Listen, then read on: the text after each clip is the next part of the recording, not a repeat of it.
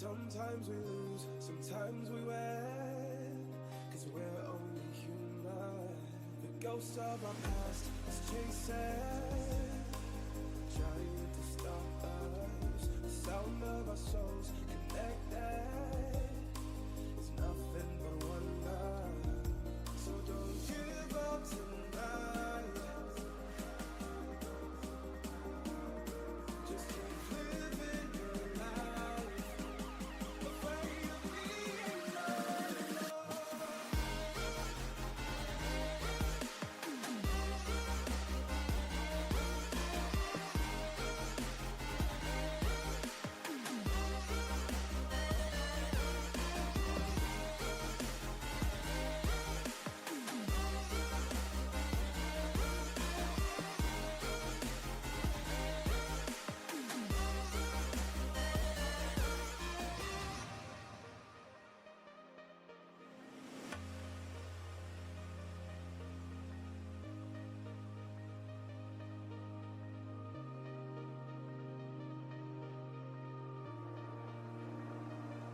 Rise like the sun, falling, fall in the ocean. Sometimes we lose, sometimes we win, 'cause we're only human. The ghost of our past is chasing, trying to stop us. The sound of our souls connected, it's nothing but wonder. So don't give up tonight, just keep living your life, afraid of being alone.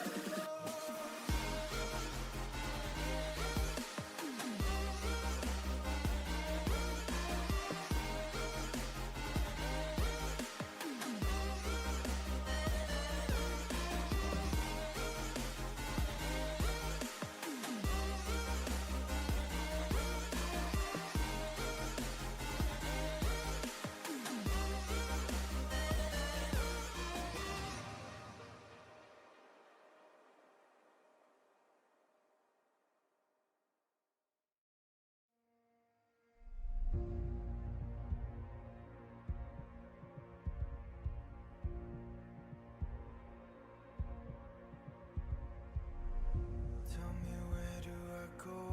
Tell me, where do I take us? Your heart is starting to slow. May the water be safe. As I dive in, bloodstains washing underneath the waves. I'll be reaching out to keep you safe. As we fall, I can't hold on much longer. We're drifting down to the other side. Try to pull us under. Keep holding out for the other side.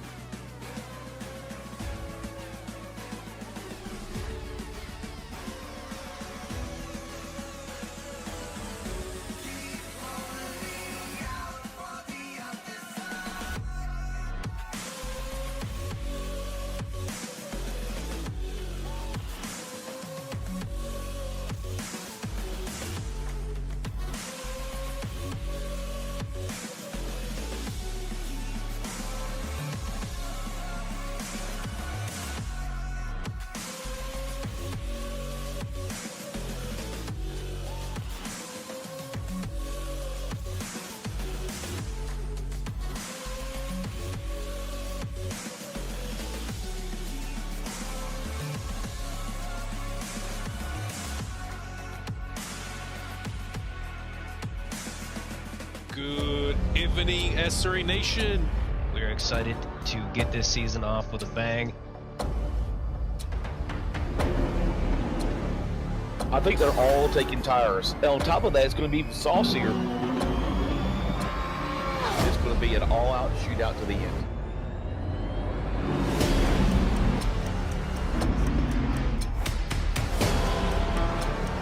got line of sight on these guys.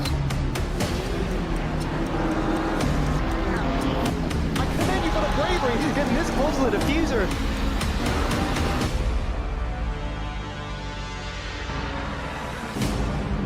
All you gotta do is win the race. You don't have to lead a whole bunch of laps. Oh, they're going to be side by side going into the next corner. Oh, that's a big contact in the back of the field. Can't stay out there like this. He stayed in it! We're off and away for SRA.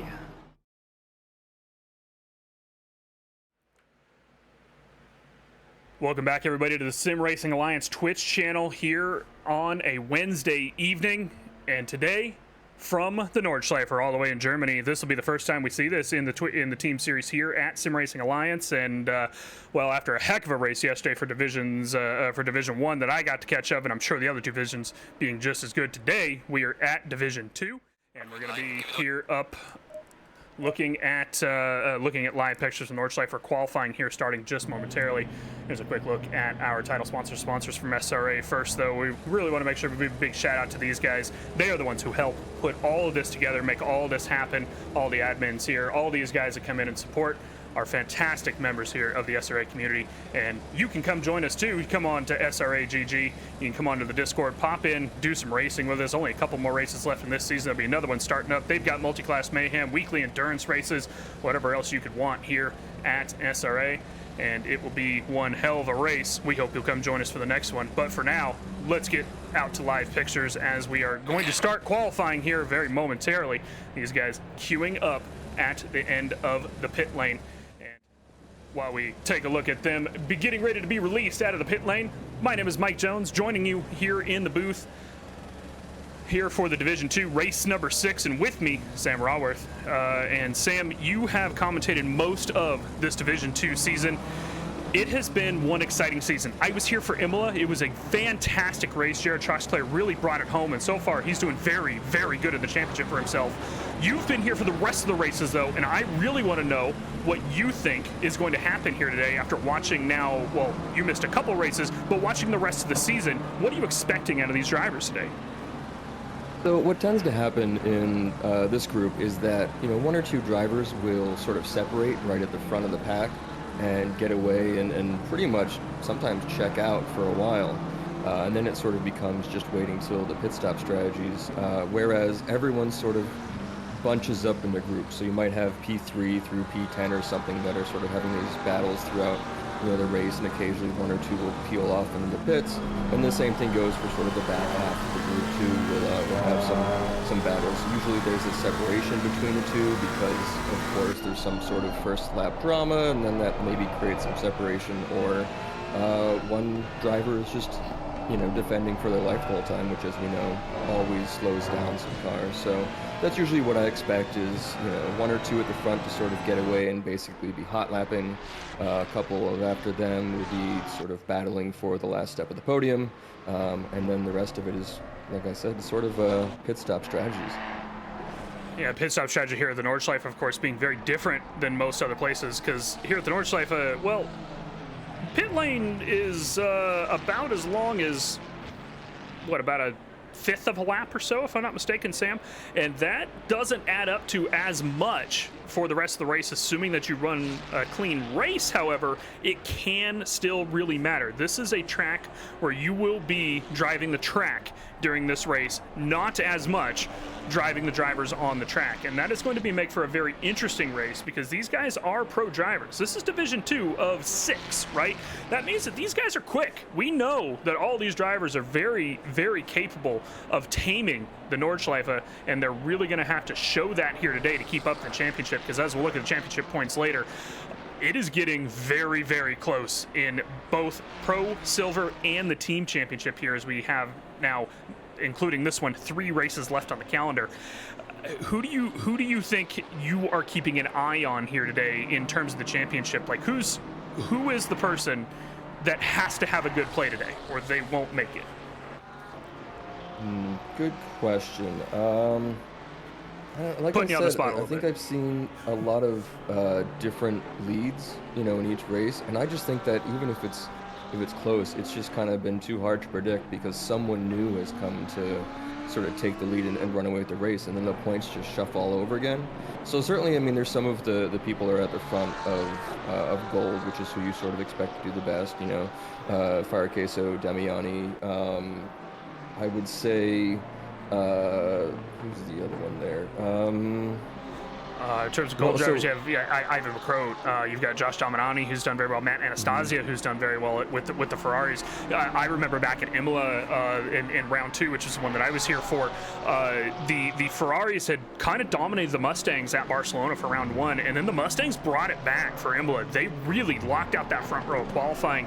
They really threw it down on the track. They kept their silver driver out ahead. I believe that's Nick Son, who is their silver driver. It kept him out ahead and kept him out of trouble. And they did very, very well in that race. Of course, finishing 3rd and 4th did Ivan McCrow, Nick Son. John Archie, who is not here tonight, we discovered, Sam, is finished P2 in that race. That is one of his greatest competitors in those Ferraris.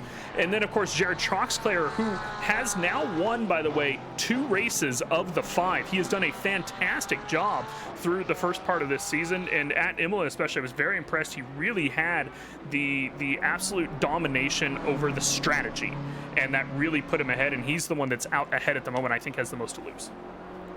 Yeah, certainly if you look at the top 7 teams, I would say most of them are the ones that you see in the top for the every week. You know, we have basically if you don't know SRA, there are leaderboards for hot laps of the track that we're racing that week.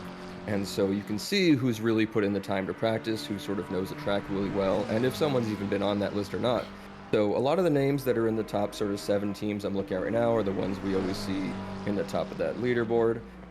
But more often than not, you know, they'll come in and some people will surprise you with qualifying, or some people who do that well and qualify well because they had those good hot laps, they come in and they have tough races. So that's why it's been so difficult, because you know, these guys are all very sort of, I think, close, and it's their differences in car, differences in setup, and sometimes just differences in track that gives them an advantage, not so much an actual skill difference per se.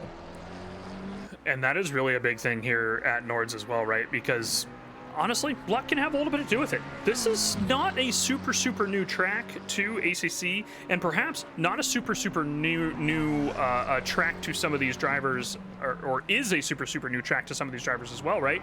I, for one, I spent a little bit of time on Project Cars racing at the Nordschleife at one point, but really not too much. But I haven't done the iRacing. I haven't done RF2, any of that kind of other sims that really, you know, have had Nordschleife for a long time, and a lot of people love this track. Me and you were talking before.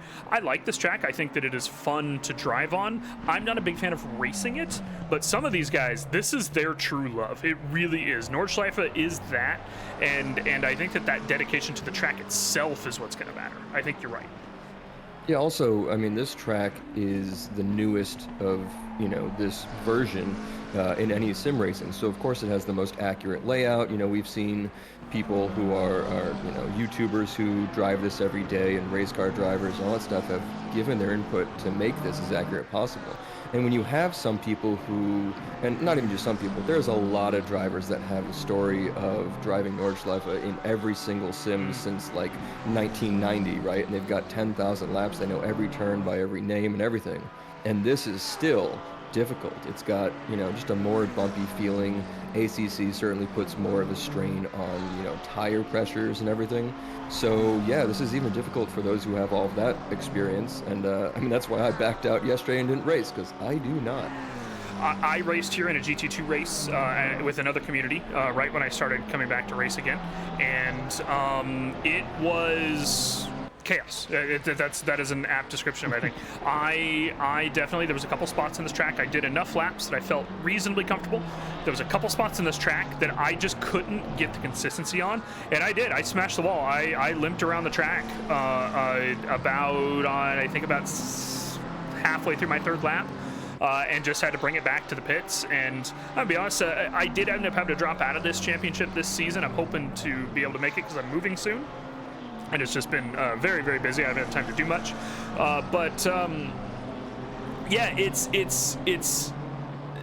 that little bit of time that I spent there, I still don't think that I would have raced yesterday. I agree. I'm just not comfortable enough with it. And that could be very, very true for a lot of people. We are watching some of the silver drivers come around the track, by the way. This is the leading section of it right here. This is actually the lead car, Andy Speed for the Madhouse Racing in his Ferrari 298 GT3. And this car will be the first one to come across the line. Still, I believe, on a valid lap, according to my broadcast tool. So hopefully he'll get a lap time on the board. That's the other thing that we haven't talked about yet, Sam. You only get 2 qualifying laps here. Now, qualifying may not impact quite as much as it will at other tracks just because of the nature of the track versus driving the track versus driving the other cars around you. But you could get caught up in the middle of something if you don't qualify at the front or very back, and that could upset your chances on lap 1 as well. So Andy Speed, maybe he is hoping to have a good lap here and make sure that he can get on the board, as he is going to invalidate and hit the wall. And there it is right there, right? It doesn't take much. All he's going to do is come into this corner. We're going to take a live look here. Through the S's, left, right, through the left, and then he's going to come around the right-hander, have to go on the brake pretty quickly here, and just doesn't make it through the left-hander. Yep, there it is right there. That left-hander's difficult. I think it sneaks up on you a little bit, and there it is right there. There is number 1 that we've seen on camera today going into the wall. We'll see many, many more. Yeah, I was just going to dive back into a sort of about the qualifying right now. So if you don't know, usually we have silver going out for 10 minutes and then gold goes out for 10 minutes. But because of the length of the Nordschleife, silver went out and for 15 minutes, and there was an overlap of 5 minutes when gold started going out. So that gave them the chance to each do about 2 flying laps. Now, a lot of people yesterday did not complete a single, valid qualifying lap. A lot of people just decided not to, and by a lot I mean to scale of how many are here. But you'll certainly see, like we just saw, there's a lot to lose at this track because it is so narrow, because the curbs can be so dangerous to just bump off them. And as soon as you lose it even a little bit, there goes your lap at like the 20th, 21st kilometer out of the 25. So that's pretty disheartening and pretty ruinsome to your overall time for qualifying. And at the same time, they're usually big crashes. So it's not like you can just sort of slide off, maybe get back on and then go do another and continue on for that lap. It's going to be a big deal. bonk. Yeah. Now, I will say, though, for the start of the race, one thing that we have going for us here at the Nordschleife, the Nürburgring 24-hour version, where the GP track is actually what you start on, even though the GP track is run a little bit differently in this setup, like it's a little bit harder. I think there's maybe a couple different bumps or curbs or something. You don't have the stadium section. Right, and your car is also set up for something that has a lot more undulations, which means you have a higher, ground clearance. So you may not be able to run the GP track in the exact same pace that we run it when we race just that track, but I do think that if you practice that and you work at that well and the rest of the track you have at least somewhat nailed down, that might be the way to get out of wherever you qualified and get onto the actual, Nordschleife in the right place or ahead of people. If you have just a few minutes from the start to run the GP track and maybe make up some gains there, that's what I would do. Most of the silver drivers now have completed their first lap. Philip Mueller is the one up in P1, 8:17.395, 7/10 ahead of Selena. And you know what? That's not a huge margin here when you're talking 8 minutes and change for a lap time. Doyle, Riffey, Mitchell, 3 seconds and change back down to P5. And then we drop back quite a few seconds from them. But of course, as Sam was just saying, with the change qualifying here that we will see at SRA today and this week, it means that we will get a little bit of a chance to see the silver drivers set another lap, even though we're past their normal qualifying times. Philippe currently just making his way through the GP section that we were just talking about. He's going to cut the pit lane here, not turn left out of the Nordschleife track, and take the Joker lap around to the start-finish line. That looked, I believe, to be Andrew Riffey behind him, if I'm not mistaken, on an actual hot lap as well. That's not Riffey behind him. I'm sorry. Riffey's in the Ford. For some reason, I was thinking he was a Ferrari driver. But the Midas Touch driver, Mueller here, he just starting his lap. That should hopefully get him a couple seconds. Selena is a couple seconds up on her lap now.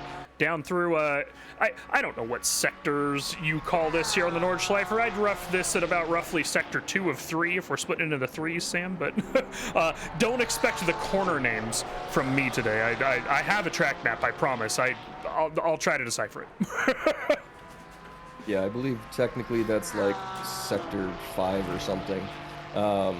But so what's interesting actually is if we look at the leaderboard for laps for this week, like I was talking earlier, Philippe and Selena are P2 and P3 on those leaderboards. These are silver drivers that probably just have a ton of experience and just love the Nordschleife. I know if you've talked to Selena at all, you know she loves this, especially running around in the Porsche where it kind of just belongs here.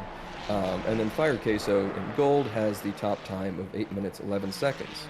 Now Philippe has 8 minutes 14, and it goes about, all the way to the mid-20s is sort of the meat of everybody doing these practice laps, and there are some that are a little bit further off, shall we say. But again, we don't know how many laps they've done.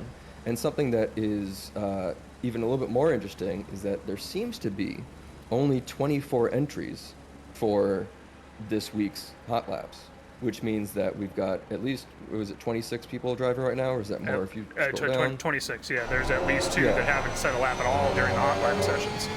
And we also know there are some people that aren't even racing. So, for example, John Archie, he was P9, right? Oh. We know he's not in this race today. Jared Choxclair also not in the server today as well. Our points leader is not here as well, Sam. Yeah, That could have big implications. Maybe they're using different servers and practicing or whatever, but these servers for us do have the same temperatures, the same sort of setup that you'd be on. So there are at least a certain number of people that either did no laps, or actually there's probably even more than we think to someone that was right there. So we will see if they're just experienced enough and they end up doing something that we couldn't predict, or if people drop way back and end up being way off the pace for what you expected to do too, just because of what this track is. I do think we're going to see a lot of today. I think this is really going to shake up the points. I'm actually a big fan of this from a spectator perspective, watching the championship from afar, right? I like this from a commentator's perspective, from a stand, being a spectator in the stands perspective, because it really just throws a wrench in it, right? It's not just the same, the Doug Mitchell, well, he's quick, he's definitely the quickest one on the track, but there's these 2 drivers that are better than him, so he's just going to finish 3rd and let something happen, and just knowing that that's going to be a thing. We don't know that today. Literally anybody that you see could both win this race and take last in this race, and there is nothing else that can really decide that until an hour and 4 minutes and 16 seconds from now, when we start getting to the point where we're at just about ready to cross the line. Yeah, one thing that I saw in the D4 race yesterday was, because this is such an unforgiving track, even those who are very good at it, one misstep and they're gone. And suddenly, if someone is good and they're in P2, P3, and they're suddenly gone, you have people who have never finished in the top 10 suddenly shooting for really high points. So it does behoove you to just stick it out and keep going. So joining us really quick, sorry, I'm gonna break the fourth wall here for a minute. We are in a simulation. This is not a drill, ladies and gentlemen. Andrew Riffe joins us from the pit lane. Andrew, you got a chance to commentate on this race yesterday and now have had a chance to run your qualifying. What have we learned? Well, the one thing that I learned actually is pay attention to how you're entering the GP layout, because I crashed into the barrier and was unable to go for my second qualifying lap as a result. But that's so don't make that mistake. But there are certainly a lot of drivers who are out here pushing and making invalidations on their laps, and we saw that yesterday. Division 1 was very clean with most of their racing, with most of their qualifying. But even for those drivers, they're very talented, incredibly so, I would add. But they're still making those mistakes, as you mentioned. They're just pushing a little bit over the limit, and as we know, it's a very unforgiving track. If you invalidate this late in qualifying, your session is practically over. It is. There is no question about it. It's not practically over. It is over. If you invalidate with 8 minutes left on the clock, you do not get another lap. That is a crazy situation to be in, especially for a sprint race. And so how is your attitude going into this as someone who isn't in the points race? Because you shuffled actually up from Division 3 during this season, if I'm not mistaken. During the Imola race, during round 2 or 3, something like that, I believe you were telling me. Basically, this means that you don't care about the points. So what was your attitude going into qualifying? Did you want to come out and set the qualifying lap and get to the front of the field? Or are you just trying to hang back? everybody wants to be the fastest driver out there. And so even though I know that I'm most likely not going to, achieve that goal, it's not going to stop anybody from trying to do that, right? And especially on a track like this, I talk about how tough it is and how easy it is to invalidate. I think that only really pushes people to try and go faster, than they think that they realistically could, because they know that there's the potential that, for instance, the 710 of Fire Queso might have an incident and go wide and not set that blistering hot lap time that we know he can do. So I think everybody's probably of that mentality, right? Of the, I'm going to set my one banker lap maybe, and that'll probably be, a lot faster than a lot of other people. And Selena, oh my God. I just want to point out really quick, Selena Boonstra comes back across the line multiple seconds ahead of where she came across the line the first time. Only less than a second behind Queso, who is currently our pole sitter here at the Nordschleife. Granted, a lot of cars still finishing up laps. Looking at the relatives, I don't think anybody's got anything for Queso, more or less as well for the silver leader in the 25 of Selena. I think that just locked in P1 for silver class right there. Selena is a monster here at Nords, Andrew. Good luck, I guess, against her. The only luck that you could give me is luck that would betray Selena. So I appreciate it, but unless she ends up in the barriers, I feel like it's going to be a cut and dry case for that one. I wish her the best of luck, obviously. She loves the track. She said as much on the stream yesterday, about 30 times over. But, sometimes you just really, really appreciate the green halo, and I can't blame for that. So I do have one more question for you before I let you get back to getting out to the grid. Right before you came in, Sam and I were discussing how realistically any car that I flip to here, it doesn't matter which one it is, right? It could be Queso, it could be Selena, it could be Art, it could be Moffitt, it could be Philippe, it could be you, Andrew Rive. You could finish first or last, and nobody knows what's going to happen for about another 60 minutes and change. Literally nobody. Very true. Yes. How does that affect your attitude? What's your mindset? Said it. He said it best in the driver's briefing, right? You're going to make the majority of your overtakes because people in front of you will die. So for people at the front, that means race hard, but make sure, by God, race cleanly. Because if you run into somebody, you're going to cause an incident for yourself, you're going to cause an incident for them, and more than likely, you're headed back with a code 60 in the middle of the green hell, and you're going to be towed back to the pit lane. So I think for everybody in the front, that means just race it clean, race it safe. For everybody in the back, it's the same thing, because you expect somebody in the front to die. So I think that might be one of the contributing factors to why we actually saw such a clean race in Division 1 yesterday. Well, I do wish you the best of luck, Andrew. This is going to be a tough race. It's going to be a grueling hour. I have not had the privilege of driving here in a GT3 car yet. It was grueling enough in a GT2 car, which is definitely easy to drive. So I'm not envying you drivers today. I'm very comfortable in my air-conditioned comms box. Thanks for having me. I'll see you guys. Good luck. Sam, I'm always glad to get the word of a driver right before the race, especially someone who, like Andrew, has, he's our broadcaster for Division 1, right? This is the man who sat down and has done this for an hour yesterday with Alexa, with Selena as well, and now both of them are out on the track, and that's what he had to say. Yeah, I don't know what's going to happen. That's it, right? He knows who's fast at the track, he knows who he needs to watch out for, but he doesn't know what's going to happen any more than we do. Yeah, I mean, it does give him and Selena a good look at, what'll happen in their race the next day. That's something that I don't really get when I'm racing on Tuesdays.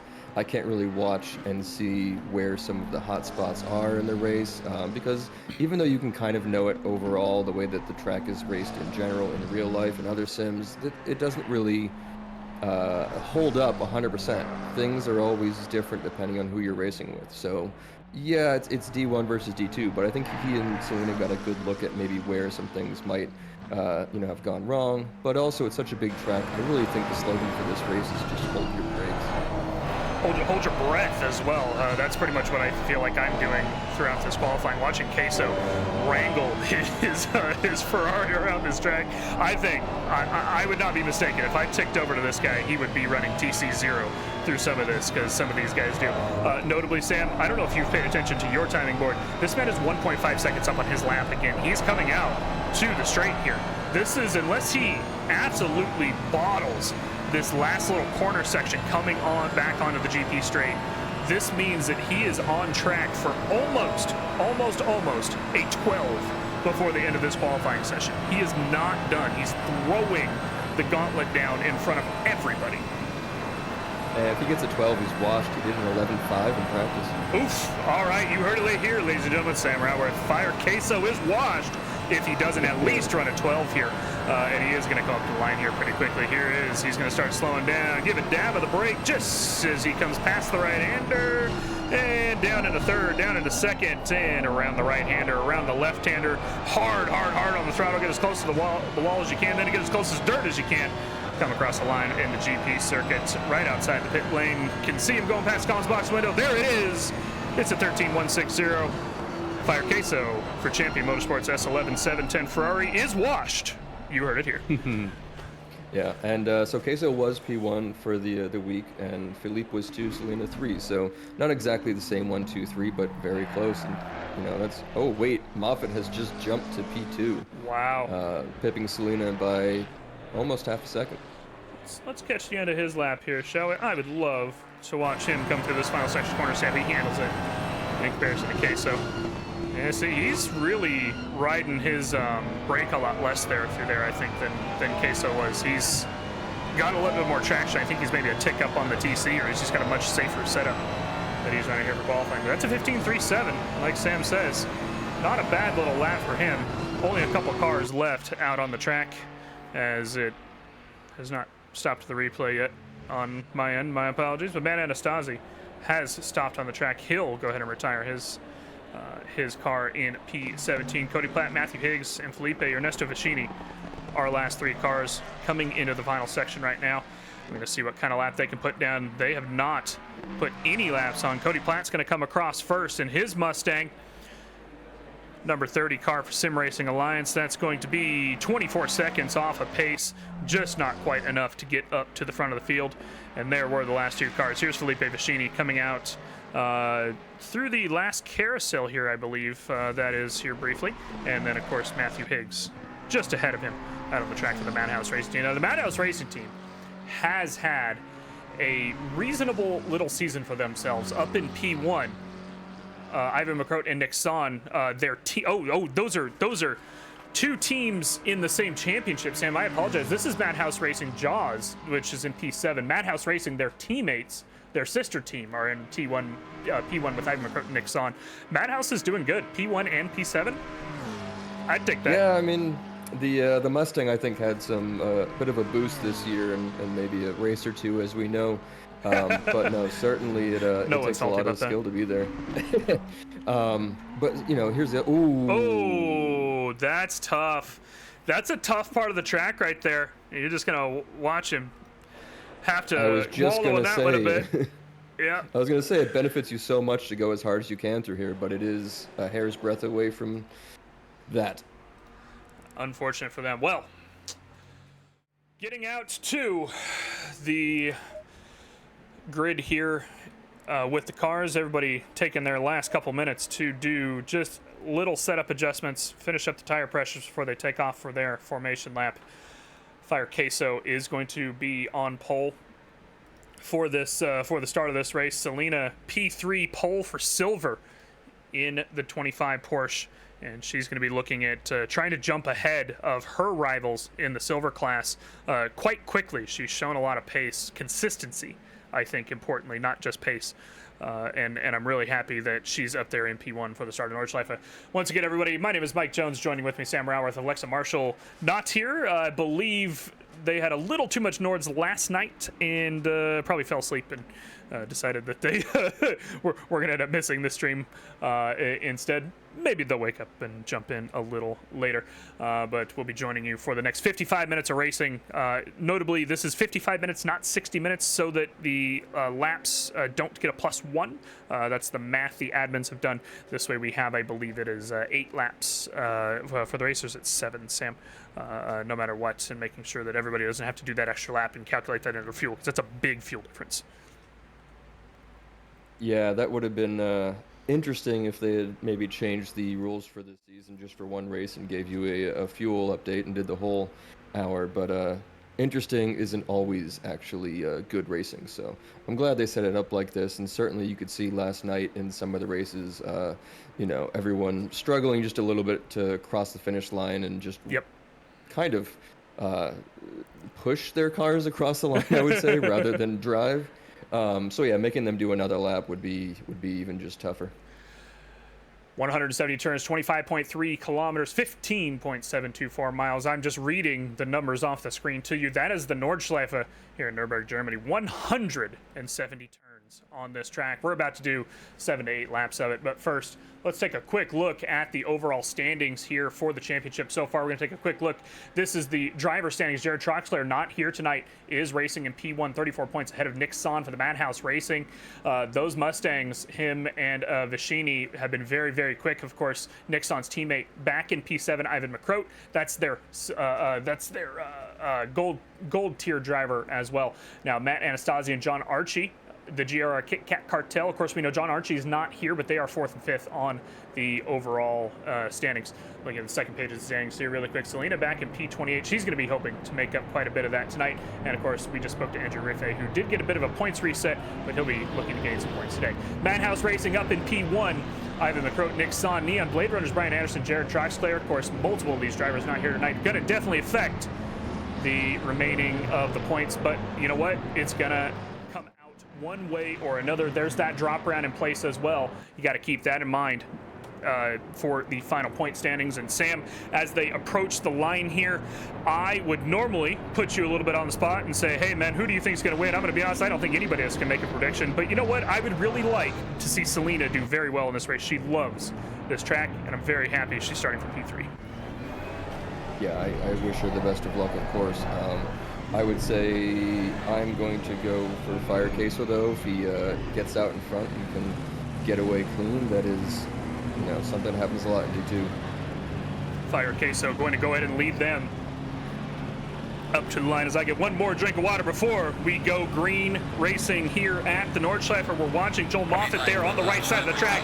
Green flag in the air. The 64, not quite of a good of a start. The 710 is going to make the jump out and make sure that he gets in front for the first corner here as they jump in. Selena following right behind him in that brown Porsche. 3 wide. Bit of a bump there onto the back of Moffitt from the Porsche behind. That's the 281 of Doyle, but there will be Queso just clearing the field. Selena on the inside trying to keep it ahead of Moffitt. She's not quite able to get out in front just yet. She's going to slot back into 3rd. That's still P1 in the silver class. There's Mueller diving down the inside on the minus touch of the 281 of Doyle. He's going to try and make sure that he can get out in front of him. These Porsches do not want to be nose to nose to nose with the BMW in the back. Mueller will lose a lot of speed down the straights of the Nordschleife track through the first sections. If he has these Porsches in front of him, he needs to get out ahead, and he's trying to make it work. Dives down the inside again, sticks his nose in, not able to make it. Here's Daminani, a little bit in the back. Oh, there's the touch of the 370. That's going to be our first yellow flag. The 370 goes flying down the center of the track.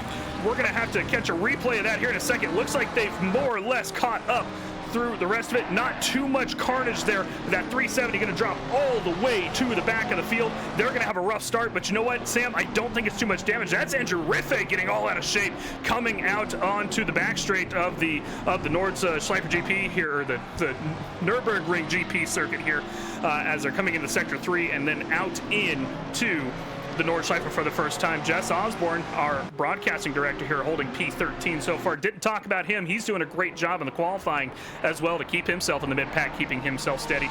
And the 370, we're going to take a look at that here in just a second. As Sam, they're finally out onto the track itself. Let's take a little bit of a ride with the Green Hill. Yeah, I definitely think that was pretty obvious watching that yellow flag come. We just saw the Mustang on the right go slightly off into the grass, and that's always going to upset you a bit. And of course, you can go too wide in the GP track, whereas right here, you're not going to see much of that.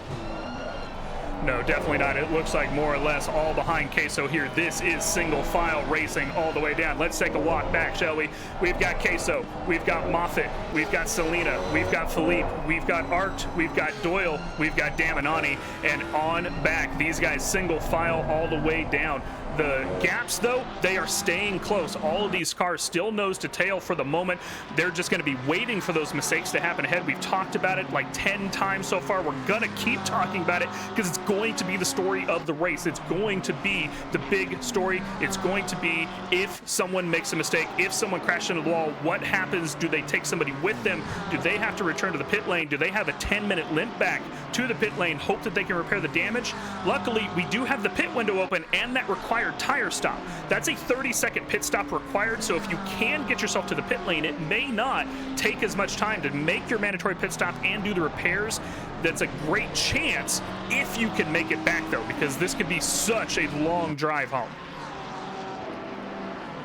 Yeah, it looks like everyone's gotten through pretty clean so far, which is kind of the best news. And as I say that, maybe commentators curse in the background there. 79, let's find him. There's the 79 of Andrew Riffey. Let's catch a bit of a replay. What happened to Andrew here? Looks like he's going to go down the inside of the McLaren. That's the 386. And it just looks like they're going to run out of room, I'd assume. It touches a little bit of the grass, touches a little bit of grass again, and it just slides out. That Mustang's so loose for Riffey. Luckily, oh no, there it is, there it is. He collects the 87. 87 definitely touches the wall there a bit. Going to be very unfortunate for Anastasi there. He's going to lose quite a bit of time, but luckily for him, he keeps on going. Riffey, though, I don't know. Can we take a look? Do we have his dash cam? We do. Windshield's not broken. We can at least see. Steering wheel looks more or less straight.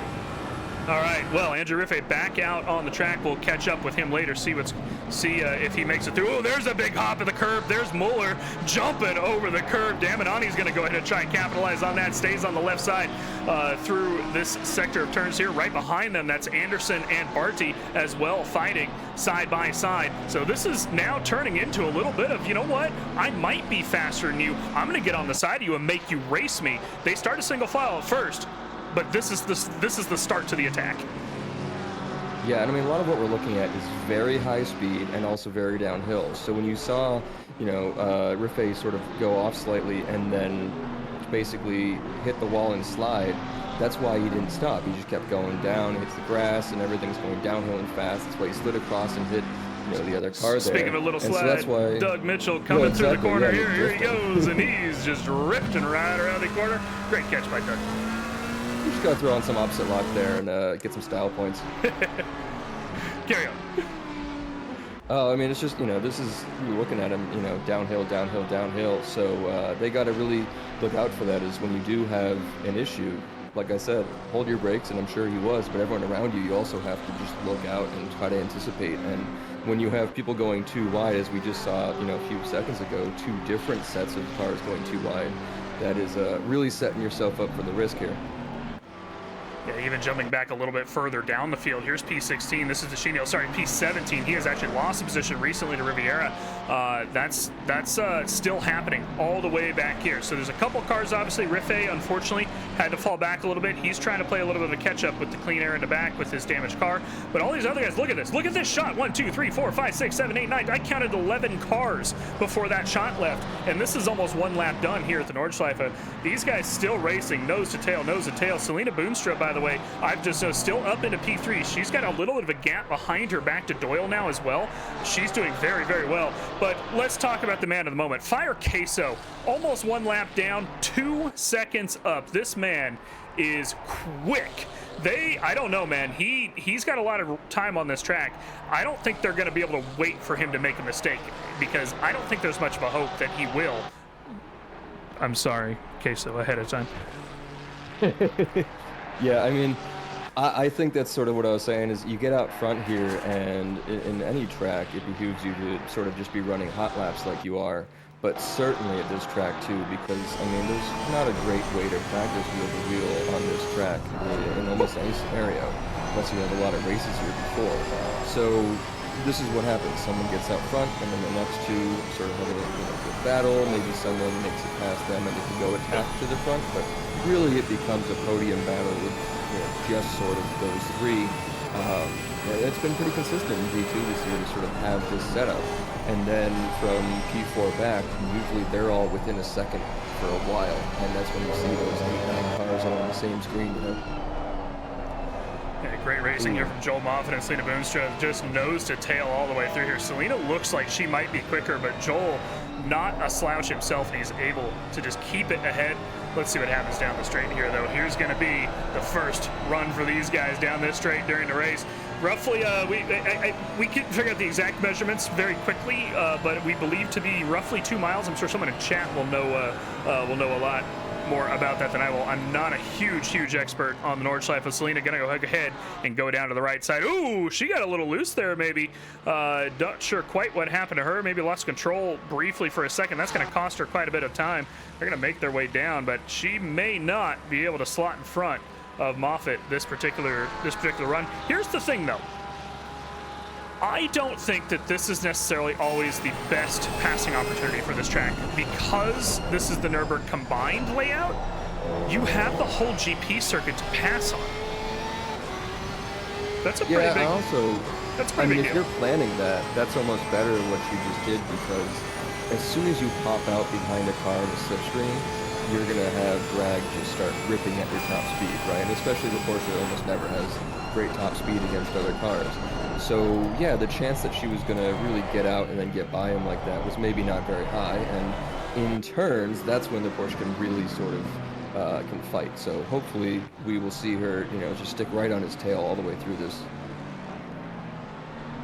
Yeah, just a quick look back at the mid-pack here. Douglas Mitchell's fighting for the Badmins team here. Right ahead of him is Smith, and a little bit of a touch there, if I'm not mistaken, through that complex of corners, but nothing really to be gained or lost of it. Just a little bit of rubbing. This is a North American league, rubbin's racing, right? That's what we believe in, I believe. Stewards. The straight is 1.3 miles, according to Pastor Bedtime 07. By the way, thank you for that. 2.13 kilometers. Maybe that's what I heard the 2 from at some point, was it being in kilometers. Doug getting really close to the back of Martin Smith's Audi here. He looks like he's quicker than Martin. And this is not something that I saw out of Doug at the Imola race that I commentated with him. He just kind of had a very boring race. And kind of finished, if I'm not mistaken, in the mid-pack. And he's put on a bit of a show here, especially considering, if we look at the rear splitter, look at what's right behind him. That's an Austin Whitecarver, I'm sorry. So he is both defending and attacking at the same time here. And this is all for in-class positions as well, because these are all silver drivers.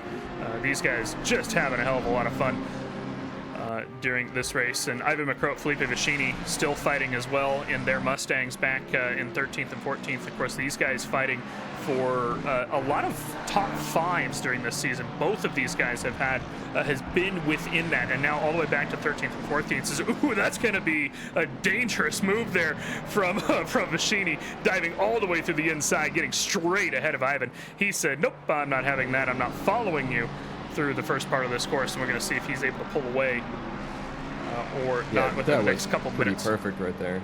I mean, geez, if you're going to do something, do it. And that's exactly where you want to be. If you were following somebody's tail throughout the entire track that maybe you couldn't really overtake on, that's how you need to get by and get ahead.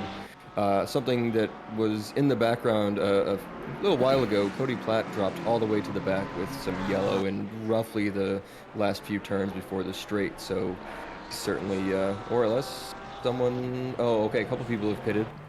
Good idea, get that out of the way. You do still have to pit, even though there are, only enough laps for the total fuel, like we've said. You do still have to pit and change tires. I'm going to take a chance that this might be a good replay for what happened with Cody Platt. Let's see. He may have got caught up with that stuff with Riffe earlier as well. Nope, just an overtake for him. Okay, it just counted as an overtake. Hey, I've got a fancy tool. I try and use it every once in a while and see if anything works, but not that time. Yeah, no, none of him, but yeah, he will be all the way back in P25. Of course, Andrew is now out of the pit lane, having made his mandatory pit stop as well as his repairs. The gravel trap inspection crew, we'll see what they can do over the next 43 minutes to make up some of that time as people make mistakes. If he can just keep it on the black stuff, he might find himself further and further up the field as time goes. Neon Blade Runners, this is Brian Anderson. They are P2 in the team championship, fighting Madhouse Racing. And even McCroat Nick Son, of course, not doing as well in this race. So these guys looking to pick up some team points. His teammate, Jared Traxler, not here, though. So it'll really be up to Brian to make his way as far up into the individual positions he can to make points for the team for the Neon Blade Runners this week as he chases down Jackson Barty ahead in his 832 Porsche. Back through the middle of the field, Douglas Mitchell, Vicini, Ivan McCroat, Jorge Riviera still fighting kind of in a loose pack here. This is going to be a little bit of a move for Vicini. He is just making moves. That's the second one we've seen very recently from Vicini, and he is making his way well up to fighting for that top 10. Only 5 seconds back from 10th position at the moment as he takes over P11. Douglas Mitchell behind him in position as well, and he's going to be trying to make him keep ahead of Ivan, who I've noticed has continued falling down the order here, Sam. Ivan not having the best of races. Doesn't look like he's too dangerous, but just maybe struggling on tires? I think we've seen from all of the Mustangs that it's a handful around here. Oh, Douglas Mitchell gonna get a little loose here. Oh, there's the wall. It looks like he's gonna tag the wall on the right side. Let's catch a replay. I caught it away from that just as it happened. Flipping the onboard of Doug here. He's gonna go down to the left-hander. Excuse me, gets good on the brakes, but little loose on the out. Through the dip onto the right-hander and just misses the out a little bit. Maybe just a little too much brake dab, and it's just gonna jump until he hits the wall. Not too bad of a hit, but he's definitely gonna be holding damage the next, about 3 minutes or so left on this lap. He's gonna lose at least 20 seconds if I had to guess. He will very likely have to make his pit stop this time by. Yeah, I mean, that's actually what we saw with Cody Platt, is he was definitely in the back, but he must have had less damage than Andrew Riffey did, and therefore he came out ahead of him, after the pit stops. So far what I've seen, it looks like maybe the McLaren and maybe the Ferrari as well are dealing with a bit of oversteer coming out of the turn exits, and it looks like the Mustangs may be having a little bit of understeer coming out of the exit, and so that's why I think the Mustangs have a tendency to track out a bit and end up on the grass, and that tends to be where they have to, sort of lift and recover from, even though the Mustangs' benefit is sort of high speed, so that'll cause, you to sort of move back through the pack of other people following you. But if you have that set up well, and if you're really holding on to it, like we were watching Vicini, he can just move through the pack by being aggressive and getting everyone to move out of his way as they sort of feel that presence behind him of a fast-moving Mustang. I mean, look at this. Weiskarver already down to 2 seconds. He's already picked up 2 seconds on him. Only 1.5 to go, and counting, because every time that number ticks, it is lower and lower each time, it seems like. Vicini is definitely going to be on the back of him here very quickly, very likely up in a P10 before the end of this lap. I have a mission for chat really quick here within the next little bit when we take a brief comms break. I want to know what you guys think. What driver do we want to follow on board and have us take a tour for a couple minutes through the Nordschleife? I'm going to put in chat who you would like to see for a couple minutes with an onboard. We'll get to that here in a few. Still watching Vicini. He is now within a second of Weiskarver. I'm going to flip back over to Selena here for a second as well. All over the back of Moffitt here still. That Porsche is looking angry. Look at that thing skate over the top of the second carousel there. And now they're going to get back out on the straight again. This is what we saw last time. Sam, she really went for the move, and then something happened where she bounced. Oh, she's going to go into the wall, hits the grass, and tacks the wall behind him. That's going to be a big hit for Selena. She's going to have to be very concerned. How much damage is she going to have from that? She's definitely not going to be able to make the pass here this time by at least. I think she dives into the pit lane. And then look at this, our leader, Anastasi, in the pit lane already. Wait, Anastasi jumped fire case? No. Anastasi is showing in P1 on the tower here. He's not. Oh, we saw some issues with that here. Nord's weirdness. Yeah, actually, the thing that I'm super surprised about is that Porsche didn't just self-destruct as soon as it touches anything that isn't track. So, I mean, that's great luck that she was able to pull it out and almost keep up the same pace. Speaking of pace, I don't think the BMW has it versus Felipe Vicini, as Vicini drives past into P10 of Weiskarver. That's some Mustang disgusting right there. The rest of the Mustangs are struggling. This man has found it. Maybe that's what, 3 overtakes in 1 lap? I think it was 4, if I'm not mistaken, because he was also behind Riviera. Yeah, it may have been 4. I'd have to count it back, but just absolutely crazy. Up into P10. Let's look at so who's making the pit stop? So Selena not making a pit stop. Doug is making a pit stop. Unsurprising. He took some pretty heavy damage. That's Mike Gino in front of him, and that's Matt Anastasi still sitting in the pit lane. I believe he is officially retired from race, or he's being towed. We don't know. The API doesn't tell us exactly what's going on. So, pit stops happening. Not everybody has made one yet, though. It's 17 cars have not made a pit stop. I had to count. So that means that we're going to start seeing a lot of shakeups in the order of the field. I would almost guarantee that there will be a couple cars who stay out until almost the very end, just in case they wreck and need to repair. Well, it looks like Selena's already back within a second, too, of Moffitt. And if she can keep that up with, whatever damage we think she has, it may not be anything more than sort of aesthetic damage. And especially with Moffitt being, 5 seconds back from Fire Queso, like we're sort of looking at, and like I said, someone checking out, you gotta stay very close to the next player, right? The next driver. Yep. Because if you stay close to them, you can slow them down. You can keep in their mind and their, sort of idea of having to defend or take a look here. That's the only way you're going to be able to keep up with the sort of front running group. So Selena's really got to keep in there. I don't think hitting would have benefited her if she can keep driving, and it looks like she can. Yeah, exactly. And I think that that's really what it is, right? They're just not going to pit until they have to, in case they have to, right? Because if you have to make a second pit stop, that's huge amounts of time for especially if you're racing in the top 5. So don't burn off your tires too bad. Kind of survive with worse tires and be a little slower because it's the Nordschleife, and not everybody's going to be perfect anyway. And then pit right at the end, and just in case you hit the wall and need to repair the 20 seconds damage or whatever. There are 2 beneficial practice strategies that I think everyone should take into account if they want to be a serious racing driver. The first one is doing an entire lap or entire laps completely offline, because when you are battling against someone else, you're going to be offline. And if you don't know how to take those turns or brake at different points, then you're not going to be able to make it. But what applies a bit more to tracks like, say, the Nordschleife and Bathurst is to practice with damage, or at least continuing with damage. Because in tracks like that, you're probably going to hit something, it's going to happen, and 5 seconds, 10 seconds, 15 seconds of damage is usually livable. Even higher than that sometimes, but we're still able to make it around, especially in a race of attrition. So if you do hit a wall while you're doing practice laps, don't always just go back to the garage.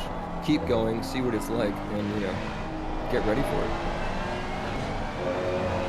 You're watching the front and back of this battle, by the way. This is Andy Speed following Brian Anderson, and we were following the rear wing of Fleet Miller, who is being chased by Jackson Barty, and that's the other defending group there you can see just in the background. These cars all within a few seconds of each other, even halfway into this race here at the Nordschleife. And of course, as we were talking about, Selena still within roughly a second of Moffitt. Definitely has lost a little bit of pace, and I think this perhaps might be a better point, might have lost a little confidence in wanting to slow down just that touch. She can follow and make the pit stop and make the run later. Don't hit the wall again, it will cost you the race. Right now, she is in P1 of silver. She's on the podium overall, and she has the pace to be in P2. She's right where she wants to be, and that's where she needs to be for now and not make another mistake. And I think that Selena's playing this very, very well in that, and hoping that she doesn't have as much damage. Machini, well, he started this lap, what was it, Sam? It's 6 seconds back from Smith, I believe? Was it 6 seconds? It might have been. Do you see who's in front of him? Yeah, I do. That's 7.8 seconds away. He is 4 minutes 30 seconds into this lap. He has made up roughly, I believe, 5 seconds on Martin Smith here in the Audi in front of him. And he's getting into the point where these guys are no longer slow, right? Like. And I say slow is very relative, obviously, especially in a track like this. But, these guys are running pace less than, the front group, and he's still kind of catching them. Yeah, I mean, one thing you see at much smaller tracks, or even just sort of normal-sized tracks, is if some car is 20 seconds off the leader, they kind of don't have a chance to pull 20 seconds out over that time. Usually that's not how big of a difference there is of very top level drivers when you're already near sort of the top 10. But on a track like this, we might see Vicini, you know, on the podium by the end of this. It's exactly what we said, right? I don't know for 32 minutes and 29 seconds and whatever the overtime is, who's going to be first, second, third, fourth. Nope. We have a thought. Queso, Selena seem to be very, very quick. Vicini seems to be very, very quick. Probably can't make it up that far. But these guys are consistent. It doesn't matter. Nords will claim who it will claim. And everybody can just try and fend that off as long as they can. They have 32 minutes to finish it up. Queso has the pace and the consistency. He's just kind of hovering at 10 seconds ahead, just cruising. Selena, I think she's just cruising now with that little bit of damage she's got. Just dial it back, just that quarter click, and she's really making up the time. These guys still battling though, nose to tail, from the start of the lap up to now what is coming into basically the final sector here of the Nordschleife. Selena? Yeah, to Selena, I don't think, you know, she really needs to stay right on his tail through all of the twisty and turns, because if you're just not going to be able to make an overtake there, then it's kind of not worth the visibility loss. You really want to be able to set up your turns that are right before the long straights, right before some, you know, big sweeping turn where you can get high pace, and that's when you can sort of get in their slipstream to keep you going, or to even make a pass. But once you're out of that, yeah, I mean, if you can just drop, you know, even a couple meters off and keep your vision, that's probably beneficial here. I've heard some unfortunate news coming from the chat. Douglas Mitchell smashed a wall somewhere. Did we see that earlier? Yeah, he's already pit. Okay, this is after his pit. He was just giving an update, to DC Sport. Okay, you scared me, language. You scared me. Where is Riffey? Oh, he's unfortunately out. Riffey has, in fact, exited the server.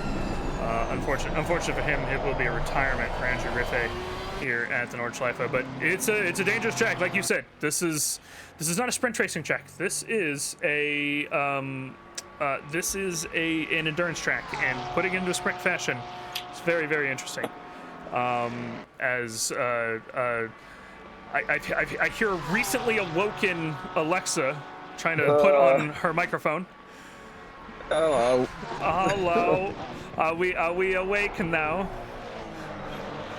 I didn't even realise I fell asleep. I woke up and I'm like, I look like a mess. One sec, where's my headset? Fire Queso real quick in the pit lane. He is proving me wrong. Here come all the leaders. Okay, I'm wrong. It's fine. This is why I'm a D5 driver. We know. Most of them are pitting. So this is Queso, this is Moffitt, this is Selena, this is Anderson, this is Speed, all in the pit lane. That means that our top 5 is in the pit lane, and this is going to be the deciding factor of the race, I think, here for Selena. How much time does she lose if she needs to repair her car? Queso should have a nice in and out of the pit lane here, more or less. He shouldn't have any damage. I haven't seen him wiggle even a little bit. That's a lie. He was the one that was drifting through corners in qualifying. Most everybody in the pit lane halfway through. That is the question for Selena, though, is does she need to fix that damage? And if so, how much? And we have a yellow, back down 46. Mike Gino, let's see. Oh, he's been there a while.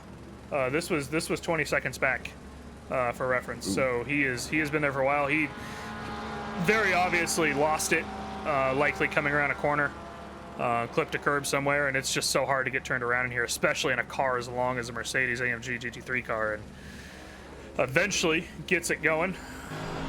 Yeah, doing the right thing and waiting and rejoining safely. That's the best possible thing you can see there, but of course it does take the most time. Something I wanted to mention with Vicini earlier is that even though he's a little bit far back overall to get towards the front, one thing we've seen from him is that he is confident in his overtakes. And yes, if you're up near the front and you haven't been doing many overtakes because you're sort of just by yourself, or even you're just battling one person the entire time, that might be the thing that sort of gets him, past some other drivers that may be faster, just overall on track. Is if they see, someone coming, he can just take that dive and go past him. That might be something we're seeing. And anyone else we watch who can actually make some of these overtakes on track, I think they're going to have a really good chance at ending up, further ahead in the race here. Alexa, write this down. Take his pit too. 28 minutes remaining in the race. Vishini is 7 seconds behind Speed and 8.5 seconds behind Anderson. Let's check back in with that in about 2 minutes. Did you get that, Alexa? Something we need to mention. Oh, go. Yeah. It's an interesting one. To be honest, I'm just getting my laptop set up. This is what happens for me. Right, heads up, I might have a bit less quality right now for me because, yay, I can't find my mic. So I'm just speaking straight off my phone. This is what happens, Sam, when me and you take the day off yesterday, go watch the race a little bit, take a nice long sleep before we get to the comms box, and Alexa has her comms and goes out and parties and misses work. Tut tut. Excuse me. It's a long hour of commentating making fun of corners. Going to the final of the Euros. I think I'm allowed. We should point out that Selena is only... Thanks very much, Americans. Yeah. Let's back to the important thing. Selena's only 2 seconds behind Moffitt, so she did not lose a whole bunch of damage fixing time in the pits. Very interesting to see that. And also, something we need to point out, because you're seeing, different people in different places right now. When we talk about positions, we are talking about provisional positions, because we have seen, of course, a fair number of people pit and a fair number of people stay out.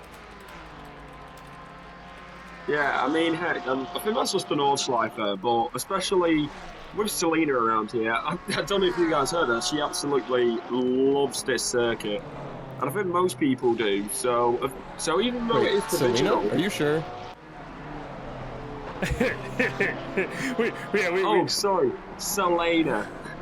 No, I just mean, are you sure she likes it? I don't think I've ever heard that. I don't either. I was in this very box. I might be nearing a bit weird last night, I don't know. I was in this very box about 24 hours ago doing a little testing of my streaming equipment, and I think I heard Selena mention it at least 7 times while I was paying attention. So, I think she's a big fan. That's a little bit of a moment there for Jackson Barty, but nothing too bad. Still right there on the back of Mueller as he has been for the past, 50, 30s, 30 minutes. Yep, that's the one. They're just here. I'm feeling kind of put out watching all these Porsches go off and not crash crazily. I mean, how do I end up on the other side of the Armco upside down on my roof and these guys can just keep going? That would be a driving skill issue, I believe is what they call it, Sam. Yeah. That's why I'm a D5 driver and you're... That's a crashing skill issue. You see, you're a D4 driver. You're getting there. Don't worry, you're still better than I am. I can't even do one lap around here without invalidating on console. I'm just absolutely shocking. You should see me doing laps here. Baby, look at Matt Artem. Big old slippery boy in that Audi. He is not looking comfortable now after that long fight that he had at the beginning. I think he's burned off a lot of his tires, as we're seeing. If I'm not mistaken. We have a drive-through from Osborne. Yeah, Jess Osborne. That is unfortunate for Selena's teammate, I imagine. But again, a drive-through here isn't the worst thing in the world. It's not like we're at Spa or anything.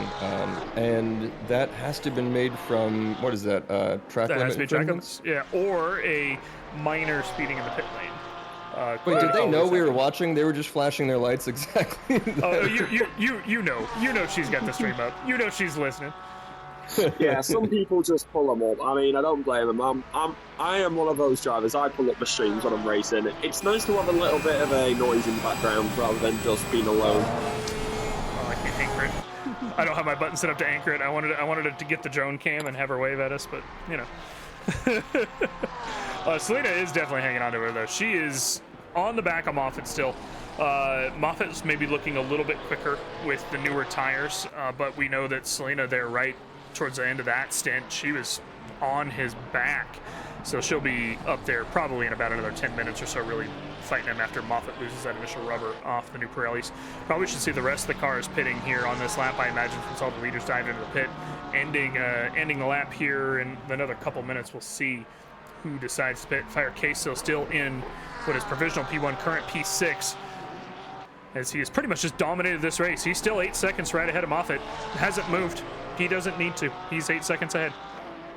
No, but I think we are seeing, what I've talked about in the past, where you have two cars battling, slowing each other down. Well, Selena and Moffitt right now, they're not actually really battling. So they are no longer being slowed down amongst each other, which means we haven't seen that gap increase from Fire Queso to Moffitt and Selena, which is kind of the best case scenario. You know, if those two can sort of pull themselves up together, which a lot of times drivers can work together to do that, whether it's on purpose or not, they may be able to actually put the fight to Fire Queso near the end if he ends up making a mistake. I forgot.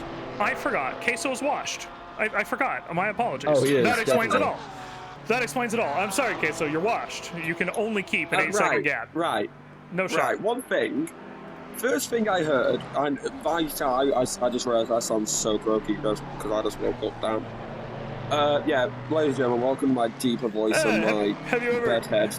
Have you ever listened to an actual 24-hour race? This is what happens. You go, you take a nap for an hour, you come back half asleep, and you comms for another 6 hours. It's fine. Right, I'm doing it accurately. Ooh, Vicini, though. What was the clock on that one? He was... Oh, no. Okay, he's still a few seconds back in speed. This is actually a lap car that has fallen down through the field. Olhausen still hasn't even made his pit stop in that 94 BMW. The Mustang right on his bumper all the way through that sector. He really had to kind of back up a little bit. He was afraid he was going to slide out. The BMW, rather, was going to slide out in front of him, possibly, and he realized, I'm going to back up just a little bit so I can make an overtake. And, well, luckily for them, they're coming right out onto the straight, and I don't know about y'all, but I would wager my day rate that this Mustang out-drags this BMW. Oh, I'd imagine so. But of course, you know, this is not an actual blue flag scenario, so even though he hasn't pitted, he doesn't have to move over. He can make this difficult for Vicini as he ends up losing time moving through the path like he was going towards speed. Look at this. Look at this. Well, here comes the slipstream. Simpsons, who? You can't even see him. Slipstream. He pulls it now and he goes down the straight. No, he's just going to fly by. Jesus Christ. I saw him adjust his TC, and it just kind of looked like he waved at him a little bit as he went by. Yeah. That is impressive to come out into the drag like that and still pull away that fast. That is not right.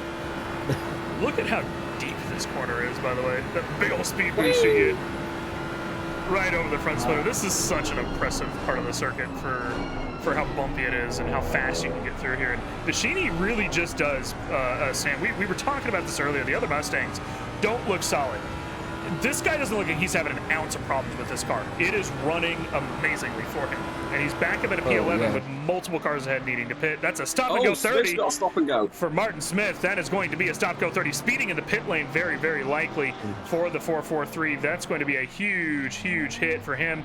He was right up there in that fight and was really starting to struggle a little bit. His teammate was starting to struggle a little bit. We were watching Artem struggle, but these Audis on the new tires have been doing very well, and he's going to lose all of that game, probably dropping, I would imagine, down to P8 or 9. I would love to see the difference in the setup between Vicini and the other Mustangs, just to take a look at the data. But also, I don't know if you guys have noticed this from other races you've watched or been a part of. I feel like there's been more stop-go 30 speeding the pit lanes this season. I feel like people are just, I don't know, losing a little bit of the,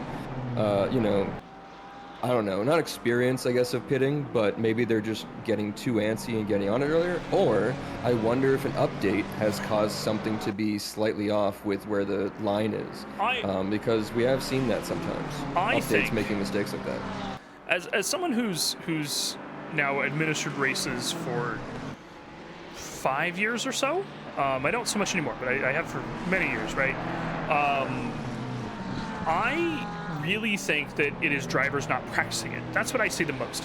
When I ran, I was SRA Sports admin for a year. I swear that most of the drivers were like, oh crap, hang on. I need to go do a pit lane or pit entry practice, and it's qualifying time. And, that happens very consistently. I just think nobody thinks about it.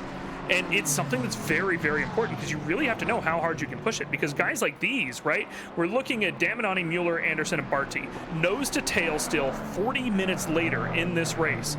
And they are still nose to tail after their pit stops. I think one car has changed out of these four. That is time. That half a second in the pit lane, that's 2 positions. Yeah, I mean, that's the thing about the Nordschleife as well. Like other tracks, you probably don't see it that much. But with here, the Nordschleife, a pit stop can mean anything. Like if you pit one lap earlier, We saw it last night in D1. The undercut is mega at this circuit. You can gain so much time because if you stay on for one extra lap, your tyres are just going to die even more. And maybe that's another reason why people are getting stop and goes, because they're getting onto fresh tyres and they don't realise how much acceleration they get on those fresh tyres. So that may be a factor. But I just want to point this out. I kept my promise. Andrew Rife is out of the race. Yes, he is. we did keep that promise. You didn't even have to be here for it before you dropped out. Even he had a rough race. Had a little bit of an incident. Fell off the track early. We kind of replay of it, so you can catch back on your replay machine later. But unfortunate for Andrew, he had hope going into the race that he would at least be able to keep pace for maybe a top 10 or so. That's kind of what I was envisioning. He wasn't going to make a run from the front, but not his race today. These guys still 2 seconds between the 4 cars you've been watching here for the last 40 minutes, and what's going to happen, I don't know. But Selena still hold on to that second. Here. What? I just say Selena's still holding on to that second, by the way. Oh, Still there. yeah, nice. Yeah, I'm actually going to say something we haven't mentioned here, which we do in a lot of other tracks, is pit entry and exit. Sometimes they're a little bit difficult, right? So if we watch, maybe we'll watch Smith go back in for his SG30 whenever we get back around there, but pit entrance here is not something you can really practice because I believe it's not open the way that it is for the races in practice. And then when you do it, it is sort of a quick jolt to the right there. So that's also, even if you could get into the race practice, etc., that does make it tough here. Yeah, I mean, I think that's one of the things. I think that's one thing that also, God, I'm turning into Selena. I'm gushing over the circuit. God damn it. But it's like, that's one of the reasons why I love this circuit, because it's just so challenging to get right with the high curves and the way that the pit lane entry is basically just like, it's either you come out the final corner and gain it quickly, or you have to go another lap around the circuit, which is not very short. It's about 8 minutes 10, maybe 15 for race pace, and it's just all over the place. Speaking of all over the place, over the rear wing of Brian Anderson, looking at Jay Barnett. I have no idea what the first name is, because guess what? I've only done this once before in D2 because nobody else was here. Oh no, that's the Mustang. That's the Mustang of Mueller, is it? Or is that Bashini? Not Bashini. Where's my other Mustang? That might have been the blue flag. Cody Platt is a lap down. I imagine that might have been him. Oh, Jess Osborne with a drive-through. Jess got a drive-through as well? Yeah, I think we saw that earlier, didn't we? It was Josh Daminani. Hang on, let me check. Oh, no. Oh, yeah, good. Okay. Damn it, I was looking for his teammate. I couldn't place his teammate's name. It's been a couple weeks. So what happens here, this is Josh Daminani, currently sitting in the pit lane now after being towed back for a massive incident, as we saw that 4-way battle come past here just a moment ago. Looks like he's going to come in, I think it was about right here. Oh yeah, just a little loose and catches the curb. You just cannot catch the curb. Alexa just said this a moment ago. You can't hit the curbs there. Great job from him, staying on the wall, out of the way of these drivers coming past. Very dangerous situation for 3 more cars to be coming past there, having such a great battle. And he's going to go ahead and return to the pit lane. That'll be race over for Josh Daminani. Very unfortunate for him. He was having a very great run, and he's had a great championship so far for him and his team. Also, luckily, it wasn't like we talked earlier, coming down a hill, going in some place where you're going to slide for another mile or so.